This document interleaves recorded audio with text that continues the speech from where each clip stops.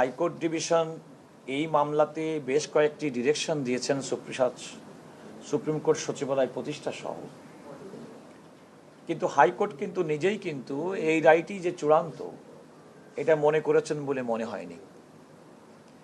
কারণ আমাদের সংবিধানের 103-2 ক অনুচ্ছেদ এবং দফায় উল্লেখ করা আছে, হাইকোর্ট যখন কোনো মামলা নিষ্পত্তি করেন এবং সেই নিষ্পত্তির পরেও যদি সাংবিধানিক প্রশ্ন জড়িত থাকে এবং সেক্ষেত্রে হাইকোর্ট এই মর্মে একটা সার্টিফিকেট দেন যে মামলাটির সহিত এই সংবিধান ব্যাখ্যার বিষয়ে আইনের গুরুত্বপূর্ণ প্রশ্ন জড়িত রয়েছে,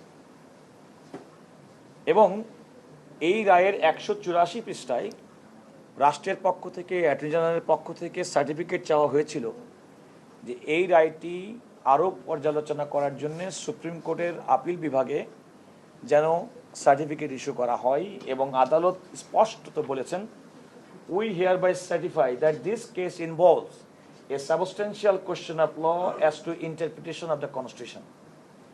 আমি আদালতের হাইকোর্টের এই রায়ের যে অংশটুকু পড়লাম, এক্স্যাক্টলি সেই অংশটুকু আমাদের সংবিধানের 103 অনুচ্ছেদের 2 দফার ক উপধারাতে উল্লেখ করা আছে, এবং অতীতেও আমরা বেশ কিছু সাংবিধানিক প্রশ্নের বিষয়ে হাইকোর্ট কর্তৃক প্রদত্ত এমন সার্টিফিকেট লক্ষ্য করেছি।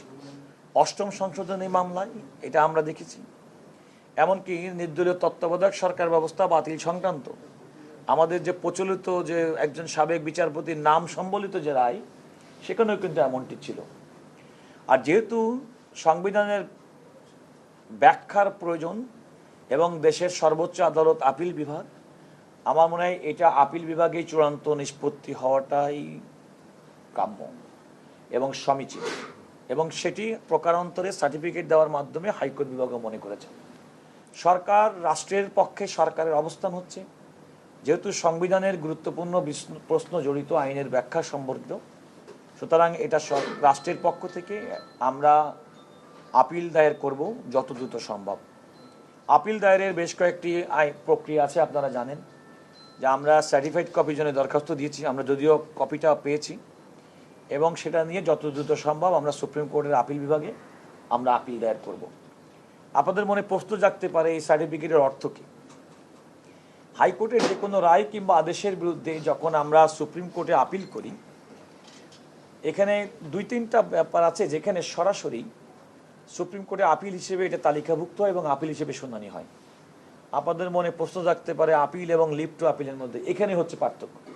লিভ টু আপিল হচ্ছে যে হাইকোর্টে যে কোনো রায়ের বিরুদ্ধে সুপ্রিম কোর্টে যখন আমরা কোনো পিটিশন দায়ের করি, তাহলে আদালত প্রাথমিক সন্তুষ্ট হওয়ার পরে যখন লিভ গ্রান্ট করেন, অর্থাৎ আপিল হিসেবে এটা শুনানি করার জন্য যে প্রশ্ন জড়িত সেটা ব্যাখ্যার জন্য গ্রহণ করে থাকেন, এটাকে লিভ টু আপিল বলি। আবার যেটা সরাসরি আপিল হিসেবে গণ্য হয়, যেমন এটি, কিংবা হাইকোর্ট যদি কোনো ব্যক্তিকে মৃত্যুদণ্ড দেন, তাহলে অটোমেটিক্যালি আপিল বিভাগে আপিল হয়। তো যেহেতু সার্টিফিকেট এটা হাইকোর্ট ডিভিশন দিয়েছে, আমরা এটা সরাসরি আপিল হিসেবে দায়ের করব, এবং আদালত সেই ক্ষেত্রে আপিল হিসেবে আমাদের এটা শুনানি করবেন।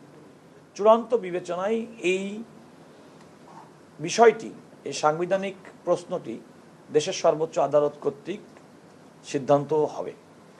এখানে আরেকটা বিষয় বলা আপনাদের জন্য খুবই জরুরি, সেটি হচ্ছে যেহেতু বিষয়টি আপিলের চূড়ান্ত বিবেচনায় নিষ্পত্তি হবে আপিল বিভাগে, আমার দৃষ্টিতে এবং আমাদের অভিমত হচ্ছে এই রায়টি, অর্থাৎ হাইকোর্ট বিভাগের এই রায়ের কার্যকারিতাটা এখন থেকেই আসছে না, এটা চূড়ান্ত বিবেচনার পরে এই রায়ের কার্যকারিতা আসবে বলে আমি মনে করি। আরেকটা বিষয় খুবই সতর্কভাবে আমাদের খেয়াল রাখতে হবে যে দেখুন, পুরা বিষয়টি কিন্তু আমাদের সুপ্রিম কোর্টের সঙ্গে সম্পর্কিত।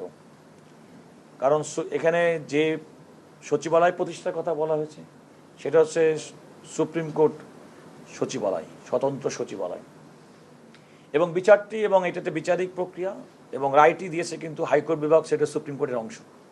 আমরা এখন যে মামলাটি কিংবা যে আপিলটি আপিল বিভাগের শুনানি করবে সেটাও কিন্তু সুপ্রিম কোর্ট করবে।